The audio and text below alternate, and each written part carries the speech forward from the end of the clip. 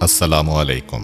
آج کی ویڈیو میں ہم آپ کو پیغمبر اسلام صلی اللہ علیہ وآلہ وسلم کے سفر طائف کے بارے میں بتائیں گے۔ پیغمبر اسلام کے اعلان رسالت کو 11 سال ہو چکے ہیں۔ آپ صلی اللہ علیہ وآلہ وسلم کے 2 محسنان حضرت ابو طالب اور حضرت خدیجہ رضی اللہ تعالی عنہا اس دنیا سے تشریف لے جا چکے ہیں۔ ان کے جانے کے بعد پیغمبر اسلام صلی اللہ علیہ وآلہ وسلم پر قریش مکہ کی طرف سے براہ راست حملے شروع ہو گئے۔ اس سے پہلے عام مسلمانوں پر تو بہت زیادہ مظالم ہو رہے تھے، مگر پیغمبر اسلام پر براہ راست حملے کی ہمت کسی کو نہیں ہوئی۔ صرف ایک مرتبہ ابو لہب اور ابو لہب کی بیوی نے براہ راست پیغمبر اسلام پہ حملہ کیا، لیکن اس کے بعد مسلسل 7 یا 8 سال جو گزرے جس میں پیغمبر اپنی نبوت کا اعلان کر رہے تھے، تو پیغمبر اسلام کے ماننے والوں پہ یعنی عام مسلمانوں پر تو مظالم ہو رہے ہیں، مگر ذات رسول ظاہری اعتبار سے محفوظ ہے۔ چنانچہ جناب ابو طالب اور جناب خدیجہ طاہرہ کے بعد اب قریش مکہ کو ان چیزوں سے روکنے والا کوئی نہ رہا۔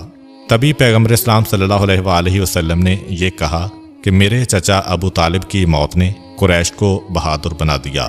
جب تک ابو طالب زندہ تھے یہ لوگ بزدل تھے، اور تبھی پیغمبر اسلام نے اپنے چچا کو مخاطب کرتے ہوئے کہا، اے میرے چچا، آپ کے جانے کے بعد وہ چیز جو مجھ سے بہت دور تھی کتنا میرے قریب آ چکی ہے، اس لیے کہ آپ پیغمبر اسلام گھر سے باہر جائیں یا گھر میں رہیں، کسی نہ کسی اعتبار سے پیغمبر اسلام پر براہ راست حملے ہو رہے ہیں۔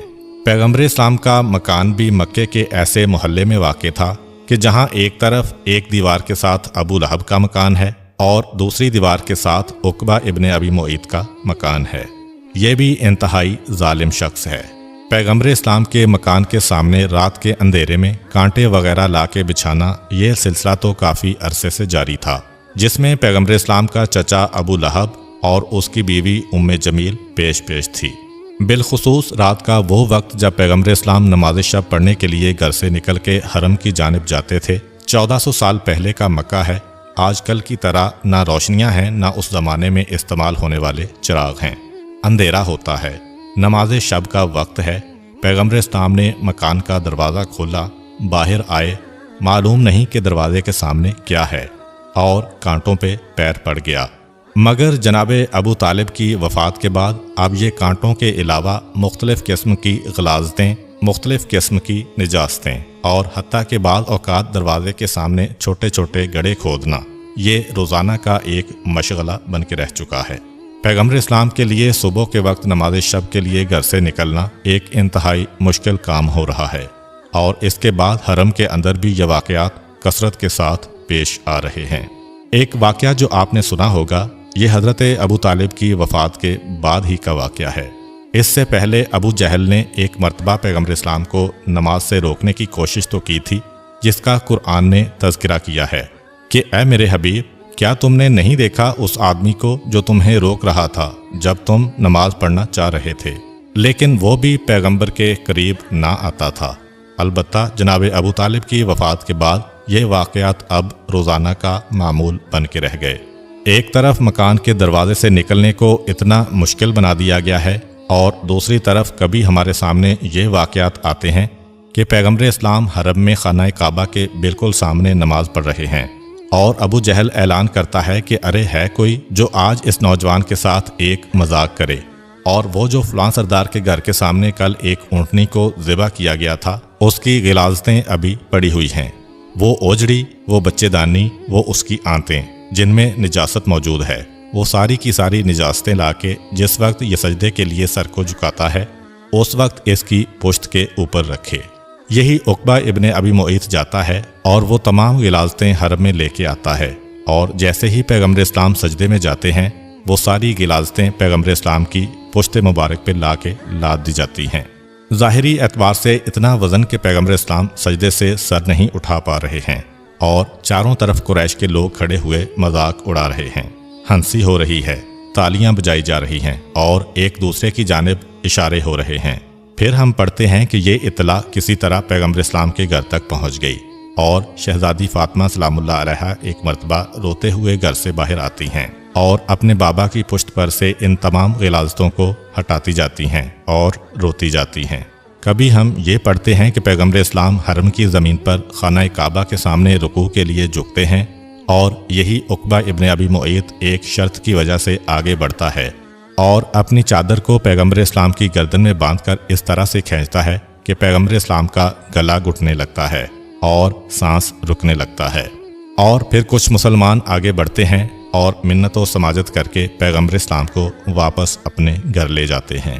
کبھی ہم یہ پڑھتے ہیں کہ جس وقت پیغمبر اسلام گلیوں سے گزرتے تو وہ کوڑا پھینکنے کا مسئلہ تو اپنی جگہ، مگر باقاعدہ گھر کی نجاست کو جمع کر کے رکھا جاتا ہے اور پیغمبر اسلام کے سر مبارک پہ نجاست کو اس طرح سے پھینکا جاتا ہے کہ جب پیغمبر گھر میں واپس آئے تو فوراً شہزادی کی نگاہ پڑی تو بے اختیار آنکھوں میں آنسو آ گئے۔ باپ کے سر کو دھلاتی جاتی ہیں اور روتی جاتی ہیں اور پیغمبر اسلام کہتے ہیں کہ صبر کرو بیٹی، کیا تیرے لیے یہ خوشی کی بات نہیں کہ پروردگار تیرے باپ کا حامی و ناصر ہے۔ زیادہ تفصیل میں جانے کی ضرورت نہیں ہے، یہ 3-4 واقعات ہی یہ بتانے کے لیے کافی ہیں کہ پیغمبر اسلام کے لیے زندگی گزارنا کتنا مشکل کیا جا رہا تھا۔ گھر کے اندر رہیں تو پریشانی، اس لیے کہ ایک ایسا آدمی جس کے مکان کی دائیں اور بائیں دونوں دیواریں ایسے دشمنوں کے ہاتھ میں ہوں کہ جو ذلت اور پستی کی انتہا کو پہنچ چکے تھے، اس کے لیے گھر میں بیٹھ کے آرام کرنا بھی مشکل ہے، اور گھر سے باہر نکل کے گلیوں میں جائیں یا بازاروں میں یا حرم میں جائیں تو ہمیں قدم قدم پہ یہ واقعات نظر آتے ہیں۔ پیغمبر اسلام پہ ان تمام مظالم کی وجہ سے مسلمان جو پہلے آسانی سے تیار نہیں ہو رہے تھے ہجرت کے لیے، آہستہ آہستہ ان کے دلوں میں بھی یہ خیال پیدا ہونے لگا ہے کہ ان مسائل کا حل سوائے ہجرت کے اور کچھ نہیں ہے۔ باقی مظالم تو اپنی جگہ، لیکن یہ جو ذلت والے مظالم کیے جا رہے تھے، اس سے پتہ چلتا ہے کہ قریش کے لوگ دشمنی میں کتنے نچلے درجے تک گر چکے تھے۔ پیغمبر اسلام کو بار بار اپنے چچا ابو طالب کی یاد آ رہی ہے۔ چچا کی زندگی میں بھی مظالم برداشت کیے ہیں، شیب ابی طالب میں 3 سال رہے، مگر وہ مصائب اور طرح کے ہیں، کیونکہ تیر کا مقابلہ کرنا، تلوار کا مقابلہ کرنا، بھوکا رہنا، یہ سارے مصائب وہ ہیں جو کم سے کم یہ بتاتے ہیں کہ دشمن تاحال اتنا ذلیل نہیں ہوا ہے۔ بار بار کہتے ہیں کہ اے میرے چچا، آپ کے نہ ہونے سے جو چیزیں مجھ سے کتنی دور تھیں وہ چیزیں میرے قریب آ گئی ہیں، اور فرماتے ہیں کہ میرے چچا کی موت نے قریش کو بہادر بنا دیا ہے، ورنہ پہلے یہ کتنے بزدل تھے۔ پیغمبر اسلام صلی اللہ علیہ وآلہ وسلم ایک طرف تو ان تمام مصائب کو برداشت کر رہے ہیں، اور دوسری جانب ایک اور مسئلہ ہمارے سامنے آتا ہے۔ البتہ یہ دوسرا مسئلہ پیغمبر اسلام کی حد تک تو کوئی مسئلہ نہیں ہے، لیکن کیونکہ پیغمبر اسلام کو ایک سنت قائم کرنا ہے، ایک طریقہ بتانا ہے، تو پیغمبر اسلام نے اپنے ایک مسئلے کو اور پیش کیا۔ وہ یہ کہ جناب خدیجہ طاہرہ کے انتقال کے بعد شہزادی فاطمہ کی عمر ابھی بہت کم ہے، اور حضرت خدیجہ رضی اللہ تعالی عنہا کے انتقال کے بعد اور کوئی عورت نہیں ہے جو گھر کا نظام سنبھال لے۔ یہ بات بھی ذہن میں رہے کہ حضرت خدیجہ رضی اللہ تعالی عنہا کے ساتھ پیغمبر اسلام صلی اللہ علیہ وآلہ وسلم نے 25 سال گزارے ہیں، اور اس عرصے میں پیغمبر اسلام نے کوئی اور دوسرا نکاح نہیں کیا، اور پیغمبر اسلام نے زندگی کی آخری سانس تک نہ ہی حضرت خدیجہ کو بلایا اور نہ ہی محبت میں کوئی کمی آئی۔ مگر اس کے باوجود رمضان میں حضرت خدیجہ کا انتقال ہوتا ہے اور شوال میں پیغمبر اسلام دوسری شادی کر رہے ہیں۔ وجہ یہی ہے کہ پیغمبر اسلام کو یہ سنت بھی قائم کرنا ہے کہ گھروں کا نظام چلانے کے لیے اور انسان کے سکون اور اطمینان کے لیے یہ ضروری ہے کہ چاہے پہلی بیوی سے کتنی ہی محبت کیوں نہ ہو، مگر یہ بھی سنت رسول میں آ جائے کہ پیغمبر اسلام اب دوسری شادی کر رہے ہیں۔ مکہ کی زندگی میں پیغمبر اسلام کے گھر میں 2 ہی ازواج آئیں، ایک حضرت خدیجہ رضی اللہ تعالی عنہا اور دوسری حضرت سودا بنت زمعہ رضی اللہ تعالی عنہا۔ البتہ حضرت عائشہ رضی اللہ تعالی عنہا سے بھی پیغمبر اسلام نے مکے میں نکاح کیا تھا، لیکن ان کی رخصتی مدینہ میں جا کے ہوئی تھی۔ حضرت خدیجہ رضی اللہ تعالی عنہا کے انتقال کے وقت حضرت فاطمہ کی عمر 5-5.5 سال ہے، اور پیغمبر اسلام صبح سے شام تک تبلیغ اسلام میں مصروف رہتے ہیں۔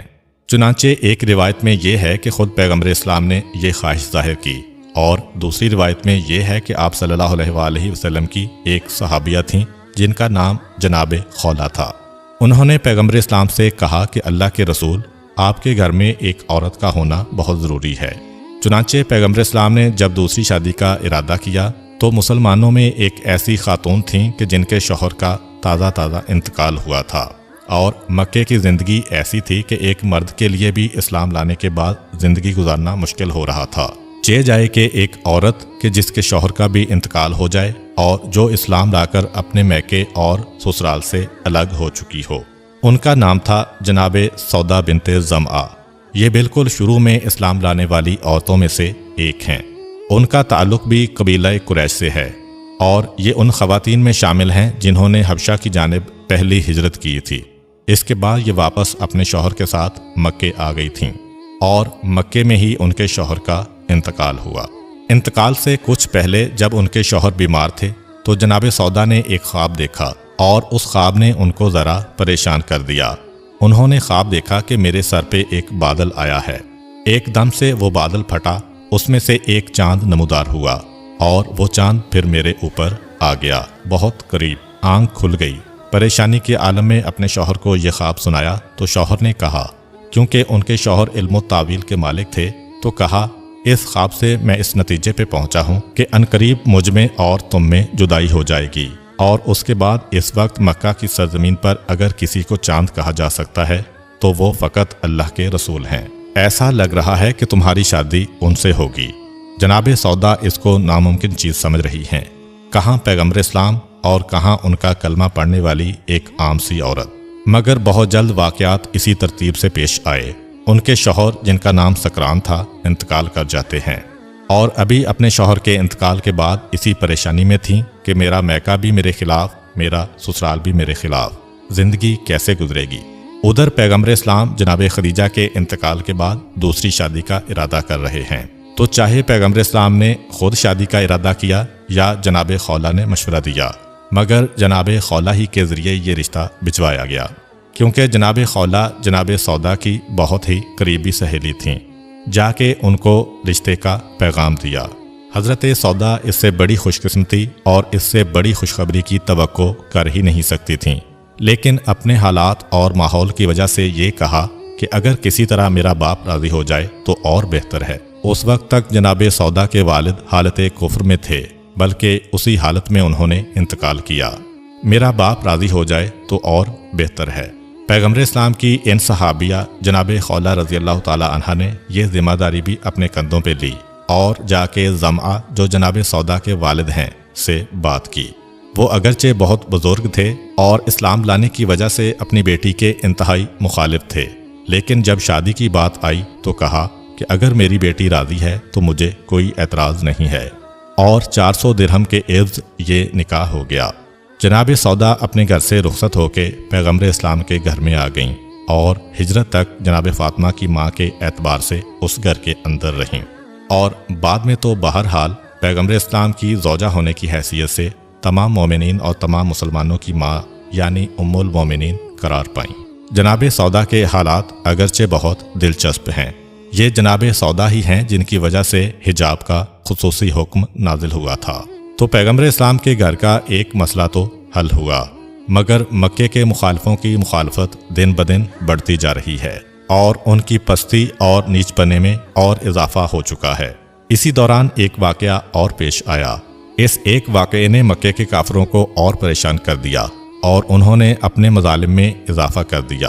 عرب کے ماحول میں ایک مسئلہ ایسا ہے کہ جسے آج کل ہمارے لیے سمجھنا مشکل ہے، لیکن پھر بھی یہ چیز آپ کو کہیں کہیں نظر آ جائے گی۔ وہ اپنے قبیلے کی حمایت ہے، چاہے قبیلہ حق پر ہو چاہے قبیلہ باطل پر ہو۔ قبیلہ کہیے، قوم کہیے، خاندان کہیے، جو بھی لفظ آپ استعمال کریں۔ جناب ابو طالب کے انتقال کے بعد ابو لہب جو اب تک مسلمانوں کا سب سے بڑا دشمن تھا، یا اگر سب سے بڑا دشمن نہ کہیں تو بڑے بڑے دشمنوں میں سے ایک تھا، اور اس واقعے کے بعد پھر ایک مرتبہ بڑے دشمنوں میں سے ایک ہو گیا۔ مگر جناب ابو طالب کے انتقال کے بعد ایک مرتبہ ابو لہب کی غیرت بھی جاگی اور اس کے دل میں یہ خیال پیدا ہوا کہ میں اب اپنے خاندان کا سب سے بڑا بن گیا ہوں۔ یہ میرا بھتیجا ہے، میرے بھائی کا بیٹا ہے اور یتیم ہے، اور وہ لوگ کہ جن سے ہمارے خاندان کا ہمیشہ اختلاف رہا ہے، ابھی تک ابو لہب یہ دیکھ کر کہ خاندان بنو ہاشم کے سردار ابو طالب ہیں ان دشمنوں کے ساتھ تھا۔ لیکن اگر اسلام کے مسئلے کو نکال دیں تو مکے کے جتنے بڑے بڑے مخالفین ہیں رسول خدا کے، یہ سب وہ ہیں کہ اسلام سے پہلے یہ بنی ہاشم کے دشمن چلے آ رہے تھے۔ یہ سب جو ہمارے خاندان کے دشمن ہیں یہ میرے بھتیجے کے خلاف ہیں اور میں بھی اس کی مخالفت کر رہا ہوں۔ ذرا ایک مرتبہ اس میں غیرت پیدا ہوئی اور اس نے یہ سوچا کہ نہیں، مجھے اپنے بھتیجے کی حمایت کرنا ہے، اس کی حفاظت کرنا ہے۔ ابو طالب نہ رہے تو اب میں اپنے بھتیجے کا محافظ بنوں گا۔ یہ بہت ہی چھوٹا سا زمانہ تھا۔ جب کبھی یہ دیکھا کہ اس طرح سے پیغمبر اسلام پہ حملے ہو رہے ہیں تو ابو لہب پیغمبر اسلام کا محافظ بن کے آ گیا۔ اب نہ کوئی پیغمبر کے راستے میں کانٹے بچھا سکتا ہے، نہ کوئی پیغمبر اسلام پہ پتھراؤ کر سکتا ہے، نہ کوئی پیغمبر اسلام کو جسمانی تکلیف پہنچا سکتا ہے۔ ابو لہب ساتھ ساتھ ہے اور بار بار یہ کہتا ہے کہ خبردار، اگر تم نے میرے بھتیجے پر مظالم کیے تو میں مسلمان بن جاؤں گا، میں کلمہ پڑھ لوں گا۔ اب قریش مکہ بہت پریشان ہیں۔ ابو لہب اگر اس طرح سے پیغمبر کا محافظ بنا تو گویا پھر وہی بات ہو جائے گی کہ ہم عام مسلمانوں کو پریشان کر سکیں گے، مگر یہ رسول تو اپنے کام میں لگا رہے گا۔ اب کسی طرح ابو لہب کو پلٹانا چاہیے۔ چنانچہ انہوں نے دو طریقے اختیار کیے۔ ایک تو ابو لہب کی بیوی ام جمیل کو استعمال کیا کہ اپنے شوہر کو کسی نہ کسی طریقے سے محمد کی حمایت سے منصرف کر دو اور جو پرانا طریقہ ہے اس کے اوپر اس کو لے آؤ۔ اور دوسرا طریقہ وہ استعمال کیا کہ جس کی وجہ سے اکثر لوگوں کے قدم ڈگمگا جاتے ہیں۔ اب ایک نیا تانا قریش کے ہاتھ میں آ گیا۔ ابو لہب کو دیکھتے ہیں اور بار بار تانا دیتے ہیں، ابو لہب، شروع میں تو تم اتنی بڑی بڑی باتیں کرتے تھے، آخر تم بھی ڈر گئے، آخر تم بھی گھبرا گئے، آخر تم پر بھی جادو کا اثر ہو گیا ہے، تم تو غلام بن گئے، تمہارا بھتیجا تمہارا آقا بن گیا ہے۔ ابو لہب نے جب یہ تانے سنے تو ایک مرتبہ اس کی ہمت ڈگمگا گئی، اس کے قدم لڑکھڑانے لگے اور وہ دوبارہ اپنے پرانے طریقے پہ چلا گیا۔ پیغمبر اسلام نے یہ دیکھا کہ کفار مکہ نے ابو لہب کی اس تبدیلی کو دیکھنے کے بعد انتہائی پریشانی کے عالم میں ایک میٹنگ کی اور کہا کہ اب ہمیں جلد از جلد محمد کے سلسلے میں کوئی قدم اٹھانا چاہیے، اس لیے کہ آج ابو لہب دوبارہ ہمارے پاس آ گیا ہے، مگر محمد کا جادو ایسا ہے کہ کوئی تعجب نہیں کہ ابو لہب کی طرح اور ہمارے بڑے بڑے سرداروں کو خراب نہ کر دے۔ چنانچہ اب ہمیں جلد از جلد اس مسئلے کو ختم کرنا ہے۔ پیغمبر اسلام صلی اللہ علیہ وآلہ وسلم نے ابو لہب کے واقعے کے بعد یہ دیکھا کہ اب مکے والے ابو لہب کے واقعے کی وجہ سے جو پہلے وہ اسلام کے قریب آیا اور پھر تانے سن سن کے واپس چلا گیا، اب مکے میں رہ کے کام کرنا بہت مشکل ہو گیا ہے۔ تو اللہ کے رسول نے مکے کے اطراف میں نگاہ ڈال لی، وہ کون کون سے مقامات ہیں جہاں پہ حق کا پیغام آسانی سے پہنچایا جا سکتا ہے۔ چنانچہ تاریخوں میں ملتا ہے کہ پیغمبر اسلام اب مکے میں کم رہتے ہیں۔ اس واقعے کے بعد 2 سال رہے، مگر اس 2 سال میں بہت کم مکے میں رہے، زیادہ تر سفر میں رہتے ہیں، کبھی ایک قبیلے کے پاس جا رہے ہیں، کبھی دوسرے قبیلے کے پاس جا رہے ہیں۔ اور یہ جو سفر رسول خدا نے کیے مکے کے اطراف میں 10 دن کے لیے چلے گئے، پھر واپس 2 دن آ کے رہے، پھر چلے گئے 15 دن کے لیے، پھر آ کے 1 دن رہے۔ یہ جو پیغمبر اسلام نے سفر کیے ان میں اہم ترین سفر طائف کا سفر کہلاتا ہے۔ طائف کا علاقہ ایک ایسا علاقہ ہے جو مکے کے بعد عرب کا یا کم سے کم حجاز کا سب سے اہم ترین شہر تھا۔ 2 بڑے شہر تھے اس علاقے میں، ایک مکہ اور ایک طائف۔ اب بڑے شہر کے اندر خرابی بھی ہوتی ہے، خوبی بھی ہوتی ہے۔ بڑے شہر میں دین کا پیغام پہنچانا مشکل بہت ہوتا ہے، کیونکہ مالدار لوگ ہیں، پیسے والے لوگ ہیں، معاشرہ بہت ترقی کر چکا ہے، اپنی عادتیں بدلنے کو تیار نہیں ہوتے۔ اس کے مقابلے میں دیہاتوں میں، قصبوں میں دین کا کام کرنا نسبتاً آسان ہے۔ مگر دوسری طرف یہ بھی ہے کہ اگر بڑے شہر کو بدل دیا تو بڑا شہر اگر تبدیل ہو جائے تو اس کے آس پاس کے چھوٹے چھوٹے دیہاتوں میں خود بخود اثرات پہنچ جاتے ہیں۔ تو پیغمبر اسلام نے جب یہ دیکھا کہ اب مکے کا کام اختتام کو پہنچ چکا ہے، یہاں پہ جتنا اسلام پھیلانا تھا وہ پھیل گیا ہے، اب مزید مکے کے اندر کام کرنے کی گنجائش نہیں ہے، تو پیغمبر نے اطراف پہ نگاہ ڈالی۔ طائف کا شہر مکہ کے بعد سب سے بڑا شہر تھا اس علاقے میں، اور ایک ایسا شہر تھا کہ جس میں زیادہ تر مالدار اور بڑے بڑے لوگ رہا کرتے تھے۔ قریش مکہ نے جب پیغمبر اسلام پر ایک اعتراض کیا کہ یہ کیسا رسول ہے، ہماری سمجھ میں نہیں آتا، تو اس میں ایک جملہ یہ بھی استعمال کیا تھا جو قرآن کی آیت ہے کہ اگر یہ قرآن اللہ کا کلام ہے تو اللہ نے ان 2 بڑے شہروں میں سے کسی بڑے آدمی پہ یہ قرآن کیوں نازل نہیں کیا ہے؟ کون سے 2 شہر؟ مکہ اور طائف۔ یعنی عرب کے کافروں کا نظریہ یہ تھا کہ اگر کوئی رسول آنا ہے تو 2 ہی شہر ایسے ہیں جس میں سے آ سکتا ہے، یا مکے میں سے یا طائف میں سے۔ تو طائف کا شہر اپنی منزلت کے اعتبار سے مکے جیسا تھا۔ اس طائف کے شہر کی 2-3 خصوصیات